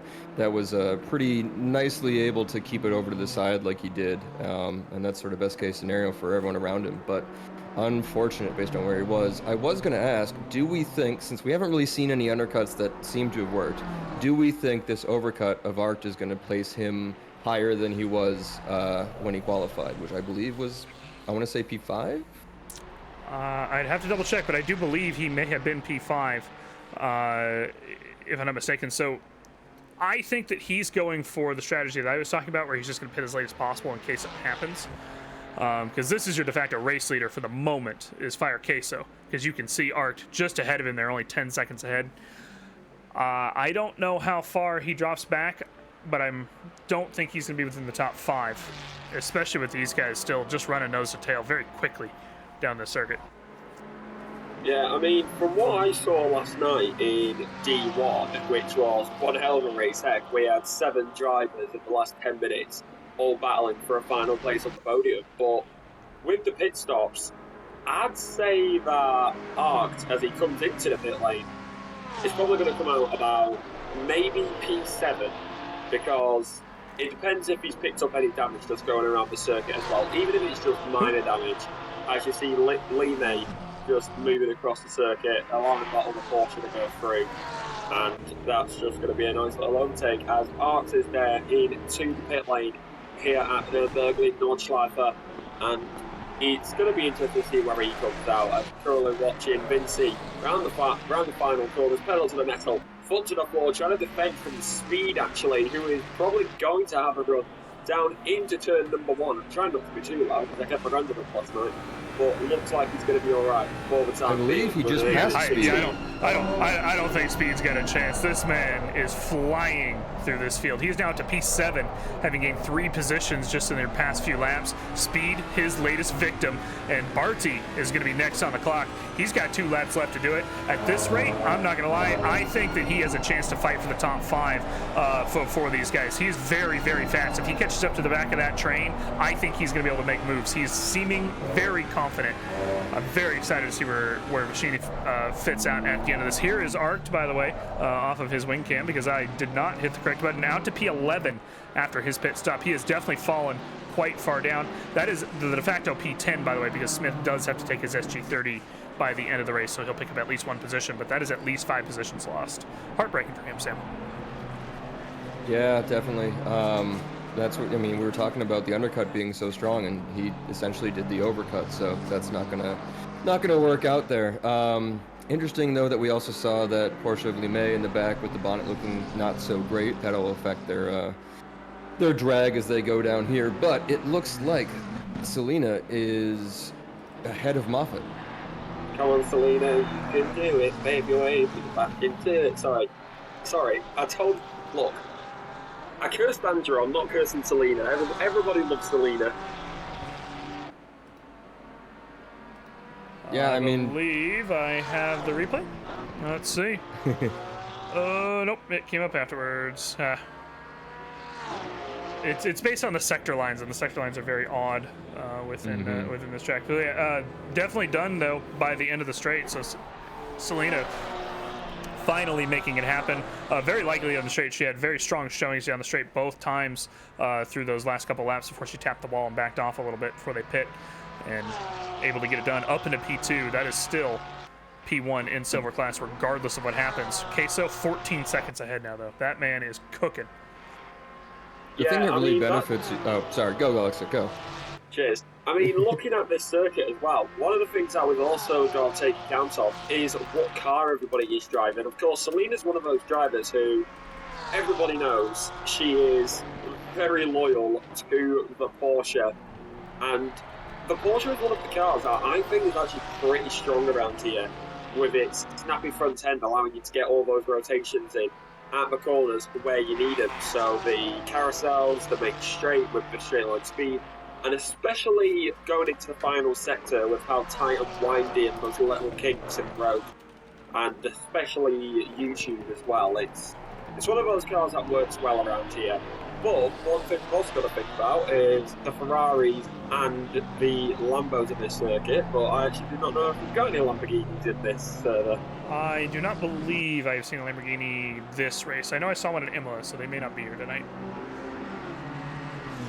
Yeah, actually, I was going to comment on roughly the same thing about the Porsche, but specifically because the last few turns before you get on that real long last straight, because you can sort of get on the gas a little bit early and slingshot yourself around those last few turns, if you can hold that grip, that'll get you set up for a much better straight. And, well, the Porsche is going to give you that benefit over a lot of the other cars here. So I wonder, and I sort of expect that's how Selena's set up her overtake. Yeah, that's most likely what it is, because honestly, people underestimate it. Porsche is actually really good. I think people just think it's a bit overrated, but you need to get used to the car. It's a hard one to learn, but hard to master as well. So the fact that Selena has gone and got all that is just amazing when it does come down to it. Well, one thing I'm upset about is where's my Ferrari representation? I'm a Ferrari driver. Where's my At the front. What do you mean where it is? It's at the front. Yeah, I know. I know that. MP3. Look at him. Do you see any cars around him, Alexa? Look at all the cameras. There's no cars there because he's in first. The entire race. Yeah. Where's the representation of the car that's in P1 and P3? Who knows? I don't know. I'm still. Hey, allow me. I'm still off sleep. Okay. And Alexa, if people think the Porsche is overrated, then they also need to understand that it's okay to be wrong. Oh, damn. And before we start throwing hands in the commentary box, this is very expensive equipment I'm using. Please don't touch. Before we start throwing hands, did you hear me and Andrew last night? Briefly. I very briefly heard you guys, and I cannot wait to get a post-race rap report from Andrew about it. If he's still listening, I want him in here for an interview. Get in here, Andrew. I need to know what happened. Earlier, by the way, I was flipping around because my timing board was being very odd because it's Nord's, and that was a post replay of Ivan McCroke getting past Arced, by the way. So Ivan actually overtook Arc and put him back down to P11 when he had made up that position. Smith, though, still hasn't made his stop and go 30. He will either have to make that this time or he'll take it at the end of the race. I assume that he'll probably just take it at the end of the race at this point and just go ahead and finish racing because, I don't know, I prefer racing rather than sitting in the pit lane personally. Well, that's what I say. It's good to see Damiani back out there. You know, after his big crash, he returned to pits. He is out there in P22, so not even in the back. Yeah, this is Matt Anastasi, who is behind him. And if you follow the red dots on your map, you can see just how far back he is. That is at least, I believe, another 3 minutes. So he's doing a great job. Thumbs up. Just insert thumbs up meme here. You're doing great. Don't worry about it. You're doing fine. Exactly. I'm here to hype the people. And trying to do math when I shouldn't be doing math. Anyway, so Vicini, speaking of math, I was how gonna many say, seconds? Vicini just closed 3 seconds. Vicini, no, 5 seconds. Vicini is destroying this circuit right now. Notably, I would like to point out his last lap, 8:16.735. Last lap of Queso, 8:16.317. They are handedly the fastest ones on the circuit other than the 8:32 of Jackson Barty, which means Barty is having a rough lap. Yeah, I mean, they may be having a rough lap, but the thing is, can they get, like we were talking about before, he isn't a Porsche. So are they going to be able to get a slingshot going onto the straight? But at the same time, you've got that pure American power, which I'm pretty sure you guys will be happy about. Me, not so much. Down the straight. Which camera would you like to see the Mustang go past the Porsche? Do you want this one? Do you want this one? Do you want this one? Defense. This one? Are you guys just teasing me because one I'm half asleep and because I was dissing the Americans How about this last one? night? We'll just watch the Porsche in the rear view. We don't need to see him in front. We know it's going to go behind. Look at him go. There's Vicini down the straight.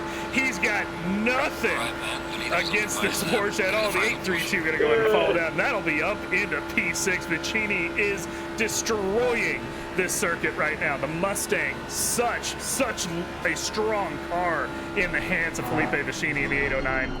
Beautiful driving by this man. Beautiful overtakes. He is almost at the back of our favorite group of drivers, Anderson and Mueller. But the Porsche gotta make it back. Let's see. Made a mistake actually. Where's Beretta? And Vanty, by the looks of it, they did pull alongside. No idea why we're in the cockpit. There's the Porsche. Going to be going down the main straight. That's what's going to be happening. Going down into turn number 1. And the Porsche is going to send it down around the outside. He's going to have the inside line. Going into turn number 2. Going to be getting as close to those barriers as possible. Lovely little switch back. Barty back over to P6. I am no longer in European pain. Listen, we just saw the very first mistake from Vicini, it looks like. I'm not a European car hater. I, however, am not a Porsche lover, so I don't know what to tell you. You're wrong. Am I? Oh, am I? Thank you, Sam. I own 2 of them, so appreciate shut that. up. I'm going to mute you. I have that But power. no, that looks like the, Anyway, the carry on. first mistake he made, and that's going to really Exactly. hurt him if he wants to try to get another couple places here, especially coming out of the track like this. You know, he's not exactly in an area where the Mustang has been making his overtakes. And to that matter, it looks like down the straight he made it in roughly the same place. Oh, this is him getting all out of sorts. I wonder if he's sort of cooked his tires a little bit, making all these overtakes and driving this hard. But we'll see. Maybe he's got a little bit of his confidence lost after he didn't make a perfect overtake this time. Very Well, possible. he's got. Last Well, lap. yeah. Well, he has to get it done because this will be the final lap. So if he wants that overtake done again, he's going to have to do it quick. This is Joel Moffat, by the way, still hanging on the back of Selena Boonstra, not letting her have a moment to breathe as well, because that's Mueller and Anderson right behind them. They have caught up to the back two as Queso has taken off during this second stint. He was at 8 seconds when we came into the pit lane. He was 8 seconds when we came out. He was 14 on the last check-in. Now he's at 19 seconds ahead of the 64. Moffat, Queso is putting the hammer down for this final lap, probably going to make sure that he has the purple lap for the day, which currently I don't believe he does. Oh, Clearly he does. was conserving tires and fuel, etc., etc. 16-3. Now he can go to the end. Something we are going to see, though, is Osborne is likely not going to take that drive-through, I think, as we saw yesterday. The amount of time you get... Coming out of the pit Oh, wait. lane. What? I Unfortunate. didn't see them in the pit lane. Yep. Okay. Well, I was going to say, not taking it, I thought we saw yesterday, actually gave you less time than, you know, just staying out on track compared to if other people had crashed around you and there were big gaps. Although I guess here in D2, those big gaps don't seem to exist. No, this is still Arct and Ivan fighting nose to tail. Arct really wants that position back up. Of course, Smith has taken his SG30, so that does mean that Arct is still in 10th. But he said, no, that's not enough. You came past me. I want 9th place back now. Trying to put on a good showing here at the end. Ivan, maybe he's struggling a little bit with tires, much like we see Vicini was now, really having to push it to get past these guys. Maybe he's burned it up for this last lap. He's only got about 6 minutes left to defend it as well. That's not that much time at a circuit like this. I think Vicini probably took a couple breaths and got his pace back. He's definitely staying within a second of Barty right now. Sometimes that's all it takes. I mean, that's just the way it is when it comes down to it. God, I still sound croaky. Ugh. But, like, you kind of just got to be patient, realistically, on this circuit, because everybody will make at least one mistake eventually. So you've kind of just got to wait for your moment to capitalise. And one thing I'm going to think about is, can he get a slingshot out here at Eugene? Man, that's tough following a Mustang, though.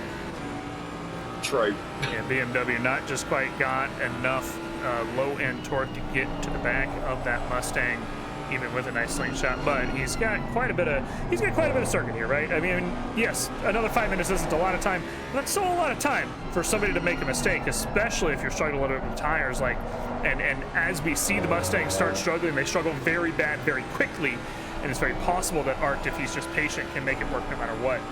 It's the same thing with Vicini at this point. He's staying about a second behind Barty, like you said, Sam, and he's just kind of hoping at that point, okay, does Barty make a mistake? Do I just make sure that I'm right here and then trying to get the slingshot down the straight because I'm in the Mustang and have that straight line speed? I think at that point, that's what's running through his head, because you don't want to hit the wall on the last lap when you have P10.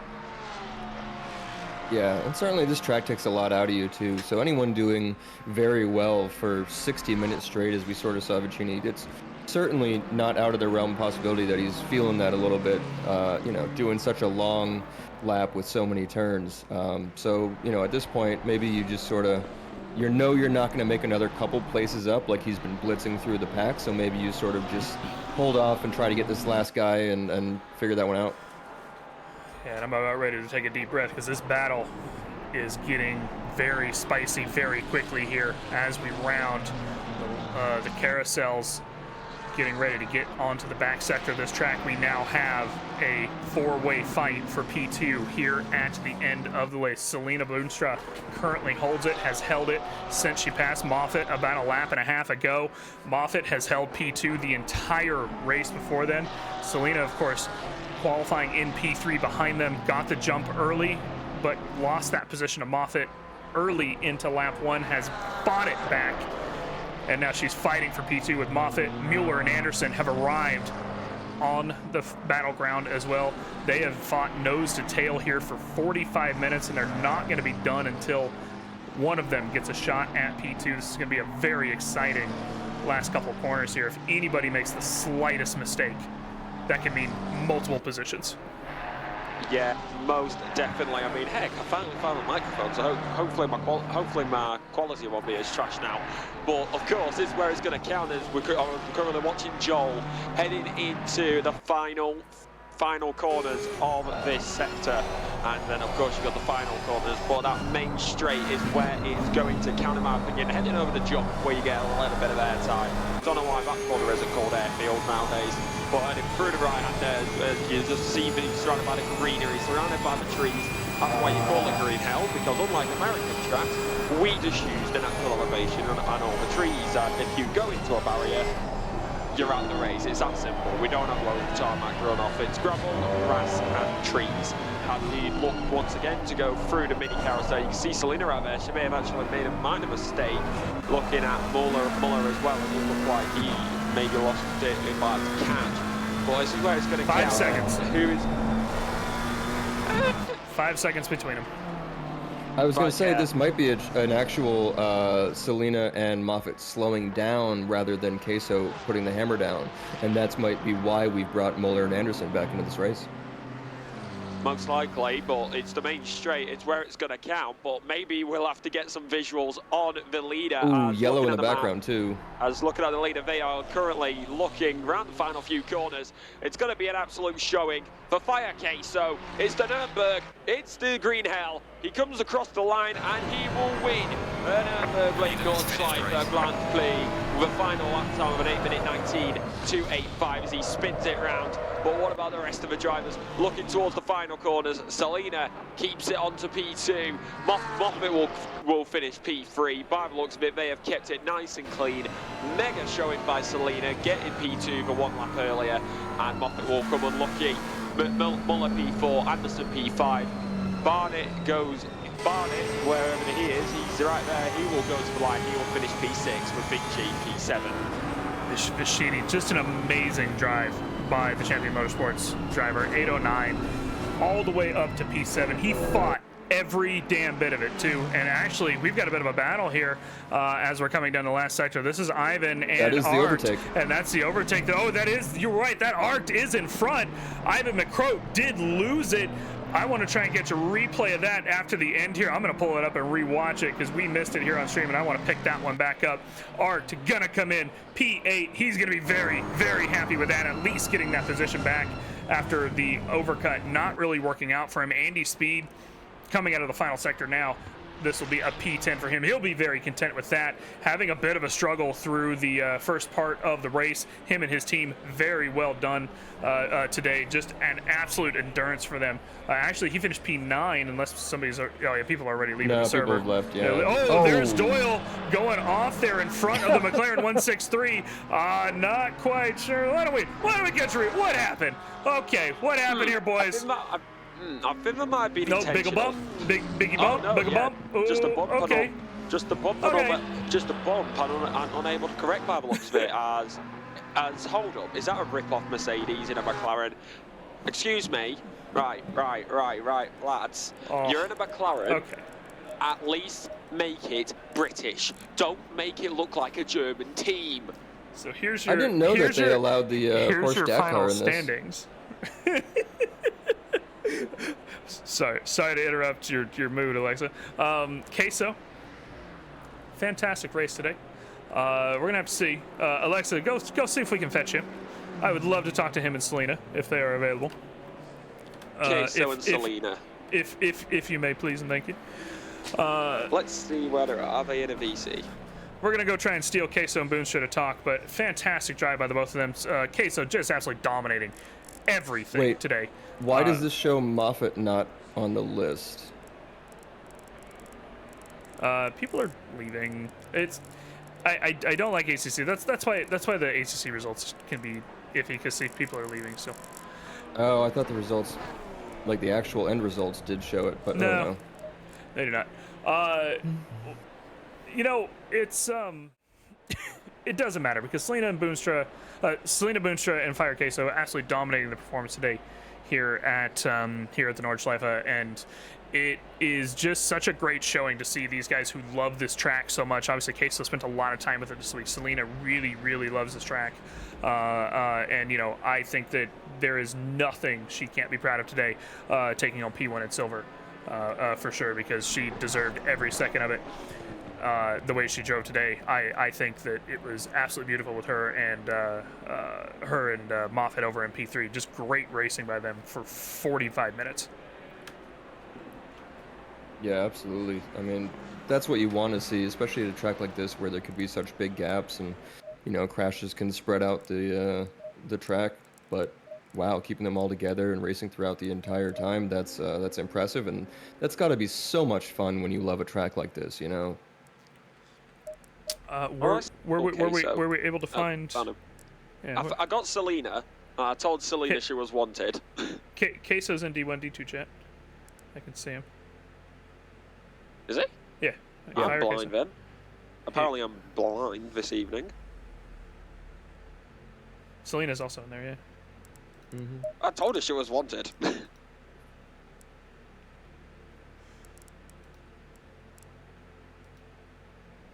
Well, this is why we have, this is why in real life racing we pay pit lane reporters to go fetch our interviews for us. Either way, it really was just an absolutely fantastic race today. I was very surprised. I was kind of thinking that we would catch a lot of kind of boring racing for basically the entire time, and honestly, everybody put on a show. I think these guys did absolutely fantastic. It was a blast to watch, and it was just an hour of action-packed racing all the way down to the end. That's going to have some pretty big points implications, especially with a couple people that were missing during the race today. Yeah, I was just looking at that actually. I mean, Fire Queso is going to probably gain at least 3, maybe, well, not even at least 3, probably 4 easily. I don't know how many points are for first, I don't remember, but possibly jump all the way up to, oh, actually, Vicini is in P3, so he might be close, but I think we're going to see Fire Queso in P3 in the championship overall after this race, jumping up from P6. Well, Fire Queso, you heard it here first. First of all, you're washed. Second of all, you're in P3 for the championship. So says Sam Ratworth. Would you care to respond? Feels good. Feels good to finally get my first SRA win after all this time. So this was good. It's my favorite track. So. See, you're another one of those. So it's you and Selena, both P1s today. Massive fans of this track. So as we noted, Sam, you said he ran how many laps on the practice server, the hot lap server? I didn't see how many laps, but I did see that he was 2 seconds faster in the hot lap server compared to his quali. So, yeah, not looking so good on that quali there, huh? Pretty rough, man. You know, I just couldn't put it together. But that's qualifying for you. That's qualifying for you. You know, either way, man, I'm really curious to ask you what your mindset was to the center of the race, because I commented a lot that you were just at 8 seconds and you were just chilling. And I'm curious if that was true or not. To be honest, I had a lot of nerves at the start, but I was a little bit helped out by the battle with Selena and Joel behind me. So that kind of let me calm down a little bit. And then after a while, it just kind of started doing kind of maintenance on the pace. So were you, I noticed a couple of the other Ferraris like started struggling towards the end of the stint on the tires. Were you feeling that, or did you feel comfortable because you were doing that maintenance? Yeah, completely comfortable on the tires. I've done a few endurance races on this track, and I feel like there's no better car on the tires here than the Ferrari. So yeah. That's fantastic. So you really came for the track, and you know what, man? all the work really pays off, and that's the thing, right? I mean, you were already doing pretty reasonable in the championship, but now coming and getting, you said your first win here. I apologize, I'm relatively new to SRA myself. So how long have you been racing here? I think 2 years, or since season 4. Season 4. That is so now you're on your 6th season, and your first win. Well, I've been in D2 the whole time. I've just been stuck here. Way too many fast people in this division. Congratulations, dude. Like, excuse Thanks, me. man. Like, Thanks. that's I awesome, appreciate dude. Like that's really cool to get your first win at a track you love like this, and really has some points implications for you. You know, you're gonna be right up there at the top now. So, anyone you want to shout out, Queso? You got teammates, friends, anybody? Shout out to Champion Motorsports, baby. I think we've won the last 4 races in a row. One of us. Sweet. So, #1 team in the league. What can I say? All right, see, he wins his first race, starts getting cocky on the team championship, but you know what? They got the numbers to back them up, and I think that you guys have a great shot at getting right there at the top of the podium for the end of the season, mate. Congratulations. Oh, thanks. I'll see you guys. Please keep making our life easier until I was about to say, please keep making our life easier until Selena to come. Because for some reason my thing does not want to scroll up in Discord, so I can't just make her come in here. Hang on, I got her. Selena, I think I'm gonna server mute her, and then I'm gonna. Oh, she got moved. Where'd she go? Oh, she's here. Oh, someone. Oh, she maybe she moved herself. I muted her. Selena's here. I muted her to drag her in case she was talking. Can I interview Selena, considering that she is my co-commentator? Can I get to as we watch her overtake? By the way, her overtake just played on the replay. Hang on, let's roll back. Selena, if you would like to watch her overtake, I'm gonna roll us back. Let me know if you're watching, Selena, for you. The timing on this is amazing. Here we go. I'll back it up 5 more seconds. Oh. I don't have my broadcast tool anymore. I gotta hit the right buttons. Ooh, a little bit of a mistake from Moffitt there, actually, and Selena just slides through cleanly. See ya. Look at him in the mirror. Never to be seen again. Oh. Selena, congratulations. Alexa, thank you. Interrupt me. Yay! Well, Selena, one of the 2 D1 commentators in the race, obviously Andrew's race decided to go bye-bye. I kept my promise. No. Thank you. Thank you for making that happen, Mike and Sam. But yeah, Selena, you finished up there in P2, being a silver driver as well, putting most of the gold drivers to shame. What do you have to say to those people who are? What do you have to say to those people who are probably doubting you, but around this circuit and just in the entire season, because you're really just proving them wrong, and apparently you're a goddess. Well, thank you. Well, I'm not sure, to be honest. I mean, like, I've been putting, like, my lap times, like, I've been doing this, actually, since it came out, so I've been hardcore on this, because, again, as we all mentioned in the D1 stream, I love the Nordschleife. You were gushing over it. So, yeah, and so, I mean, I don't know about anyone else's thoughts, but I mean, I'm just doing my own thing. I'm vibing. I'm doing my lap time. The life can't hear us? No, can't hear. Oh, okay. Yeah, keep going. But anyways, I've been just doing my laps. I've been vibing, and just the whole thing, enjoying and trying to improve on the Nordschleife with what I can on a controller. So I want to jump in here for a second.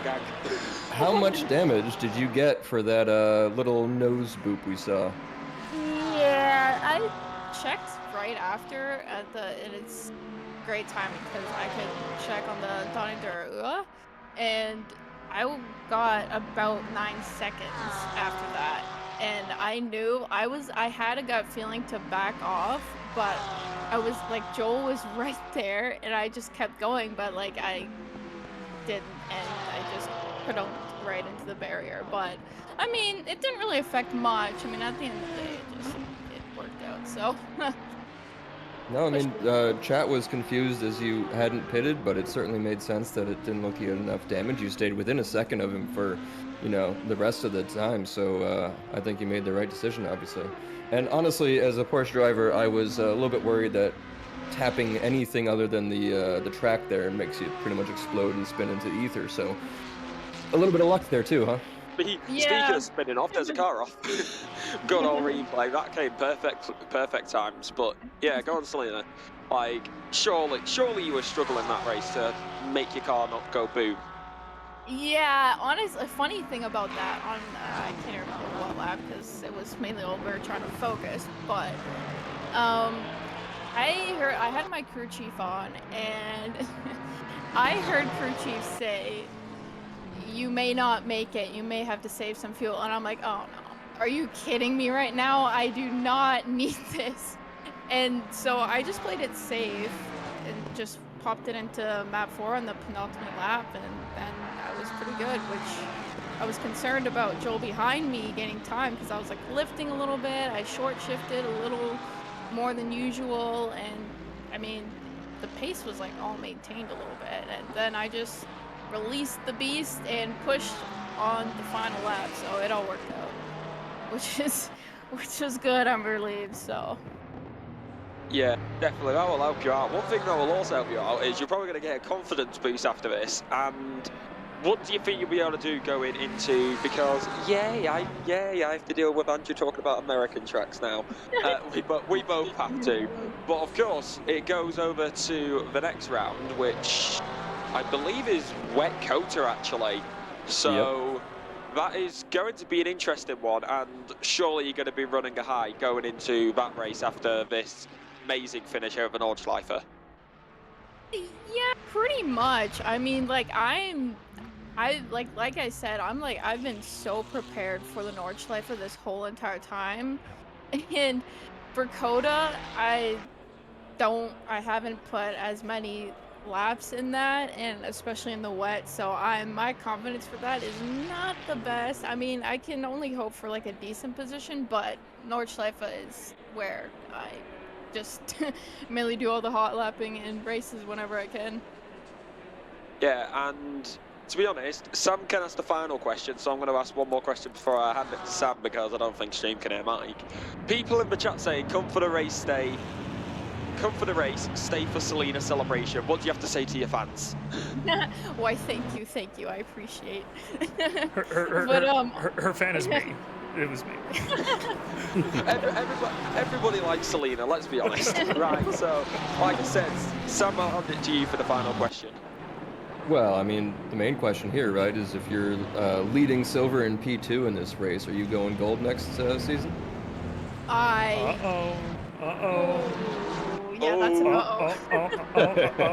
I mean, honestly, I can only do so much on a controller, but I mean, that would be cool, but I don't really have too much hopes that high.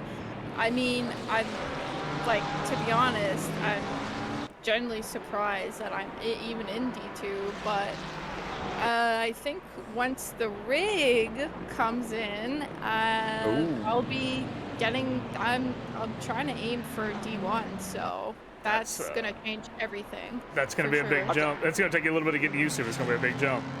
Oh yeah. I don't know how to feel about that. I don't know how to feel. Wait. It'll be the same speed with almost like amazingly better consistency. That's what's gonna happen. Oh yeah, the position will be a lot better, and I'd be able to feel the car a lot better, because I feel a little bit like if it's a fast track and then it goes to optimum, I can feel like the grip a little bit, but it's definitely not like what many feel on a sim rig for sure, because I don't have that force feedback that you guys do, so it's a huge difference. You heard it here first. Selena gets her rig, SRA America Silver Class 2025. Yeah, I mean, I think people are scared when Selena gets a rig, because Jess has just put in the Twitch chat, rig Selena will be unstoppable. So well, let me ask this: is there a benefit to on a controller in the rain? Are we going to see something next week that you get a little bit of a benefit, or is that actually harder? I don't find it too bad. I mean, I'm pretty well used to it at this point. I've done many rain races, and actually, I have done, believe it or not, Alexa, I don't think you'd be even surprised to the slightest, but I have done quite a bit of rain laps on the Nordschleife, so I mean, Yep, it's no, not not bad, surprised. so pretty good. Mm-hmm. Sounds good. Good luck with everything. Thank you. Selena, thank you for joining us. Congratulations Yeah. on the win, and when you see Queso, please wish him the same, because the man was also very excited about the Nords and got his first win. Got his first Yeah. wins. He's been racing with SRA since season 4. So, congratulations. awesome. Congratulations to both of you. Huge, huge milestones. Thank you. Yeah, happy to be here. All right, well, fantastic racing. We've watched the highlight reel. We're watching the highlight reel back again. It has just been a fantastic race. I thought we were going to be a little bored, and I was going to have plenty of time to go like, hey, guys, you know what? SRA's got sponsors, and we should talk about them because it's really cool. That's what makes the racing and the commentary happen, and I never had time to do it. That's how good of a racing they put in. So let's shout out the sponsors really quick. Huge thank you to all these guys. They support us to make sure that we can put on these racing and put on these streams. Documize, they're a modern business solution for product management. If you go to documize.com, you can learn more. That'll be a lot of people who work in business and have their own small business and stuff like that. Big ups from those. Retro Saga, one of my favorite things, of course, because we're talking about gaming. North American-based gaming company that provides accessories for your favorite classic systems, like Nintendo, Sega, PlayStation, all those old retro systems. That's where you get some accessories for those things, keep them things running. I don't know about y'all. I'm 33. I'm a millennial. That's exactly what I need. And you can go over there to retrosaga.ca and check that out. And then all of our affiliates as well, big thank you to them. Track Racer, they experience redefined gaming with Track Racer's high-quality sim rigs and accessories.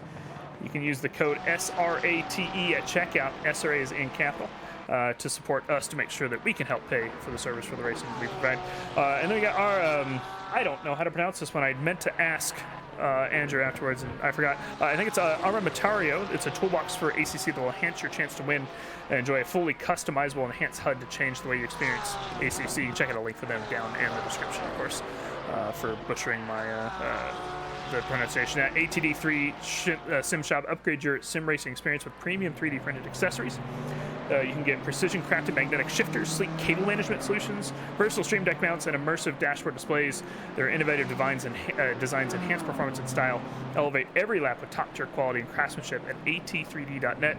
Really cool little things. I know I like to have my stream deck right next to my rig so I can use it for different things. You can get mounts for that and stuff like that. Go setups, of course. Everybody knows Go setups. They're premium esports setups for everybody. I don't think I know anybody who doesn't use them nowadays. You can use our affiliate link on the Discord and take your drive to the next level and help us out as well. And then my favorite from the cutesy perspective, Castle and Cauldron, a home-based crafting business specializing in handmade Harry Potter, Fantastic Beats, and Fairy World collectibles, magic wands, potions, dioramas, wall decor, costume and cosplay, and much more. Last time they were in the chat, they really hammered home that they really do a lot of Harry Potter stuff. So again, for all you millennials out there who grew up with this and hopefully have passed it on to the generations beyond us, you can go over there for all your collectibles over there. Visit facebook.com/Castle Cauldron. Kurt LeMay, Cody Platt on the overtake, and this was one of many stories of this race. And Alexa, I know you missed most of it, but you came in for some of the most exciting bits. What do you think? It's the Nordschleife. What do we expect? I mean, heck, there's a reason why Selena gushes over it, and there's a reason why us Europeans make tracks like this, the best in the world. But it always makes for good racing. The fact that it's just so long and so punishing makes drivers really have to push their limits, and that's what really creates the good racing. Because say you go to a track like America, you don't have to push as much as a circuit here, but it's really a sight to behold when the cars are just flying around the circuit, just millimeters away from the walls. One mistake can end your race. Sorry, Andrew. And it's just, it's one of those tracks which you got to admit, we can see why Selena gushes over it. It's such a good track, and everybody loves it. I could not agree. I'm not a huge fan of it, and I still love it. And Sam, I don't know if your opinion has changed, but that was an hour of fantastic racing, you have to admit. Oh no, that was great racing. And I've always said that I would love to have driven the track and be driven around it by someone very fast. But yeah, I will not be anytime soon able to drive this track on this sim. I just do not have the confidence to go another 8 minutes when I've already crashed after 7 minutes and have to go back to this and do that and the other thing.